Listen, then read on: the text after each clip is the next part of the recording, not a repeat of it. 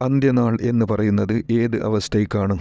ഉത്തരം: ഇസ്രാഫീൽ അലൈഹിസ്സലാമിൻ്റെ ഒന്നാം ഊത്ത് മുതൽക്കുള്ള അവസ്ഥയ്ക്കാണ് അന്ത്യനാൾ എന്ന് പറയുക. അതിനുശേഷം പിന്നെ ദുനിയാവിൽ ദിനങ്ങളില്ലല്ലോ. ഓരോരുത്തരുടെയും മരണം അവൻ്റെ അന്ത്യനാൾ അല്ലേ? ഉത്തരം: അതെ, മരണത്തോടെ ബർസഖിയായ ജീവിതം തുടങ്ങുകയാണ്. മരണം എന്ന് പറയുന്നത് എന്തിനാണ്? ഉത്തരം: ദേഹത്തിൽ നിന്ന് ദേഹി പിരിയുന്നതിനാണ് മരണം എന്ന് പറയുന്നത്.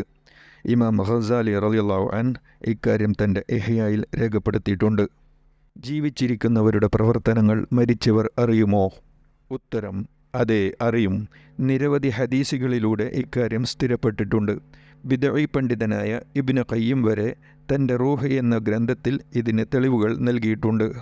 സ്വർഗവാസികൾക്ക് വിശപ്പും ദാഹവുമില്ലാതിരിക്കെ എന്തിനാണവർ ഭക്ഷണം കഴിക്കുന്നതും വെള്ളം കുടിക്കുന്നതും? ഉത്തരം: ആനന്ദം എന്ന നിലയ്ക്ക്.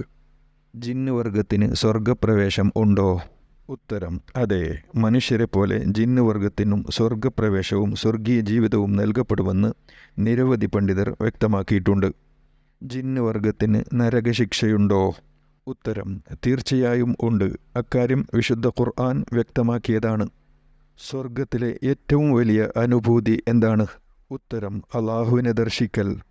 എത്ര സ്വർഗം ഉണ്ട്? ഉത്തരം: 7 ഫിർദോസ്, മഅ്വ, ഖുൽദ്, നഈം, അദ്ൻ, സലാം, ജലാൽ.